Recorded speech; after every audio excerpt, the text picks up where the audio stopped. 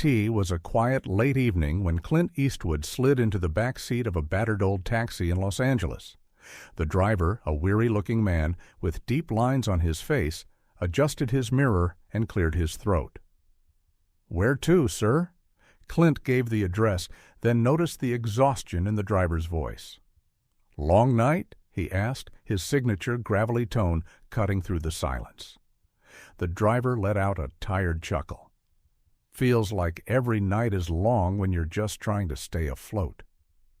Clint studied the man in the mirror. "What keeps you going?" The driver's grip tightened on the wheel. "My little girl, she's everything to me, but—" His voice cracked slightly. Clint waited patiently. After a deep breath, the man continued. "She's battling leukemia. The bills are crushing me. I drive for hours, barely sleep, just trying to keep up. But no matter how hard I work, it's never enough.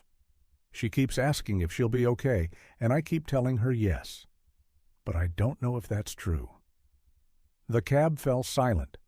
The hum of the engine and the distant sounds of the city filled the space between them.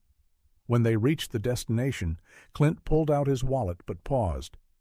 "What's her name?" he asked. The driver hesitated. "Lily." Clint nodded, then handed over several crisp bills. The man's eyes widened. $500. "Sir, this is too much." Clint raised a hand. "Wait here." The driver watched, puzzled, as Clint strode into the hotel lobby. A few minutes later, he returned, handing over a folded slip of paper. "Take tomorrow off," Clint said simply. With shaking hands, the driver unfolded the paper. His breath caught.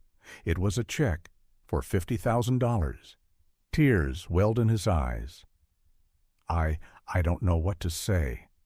Clint placed a firm but gentle hand on the man's shoulder. "No parent should have to fight this battle alone. Use it to give her the best shot."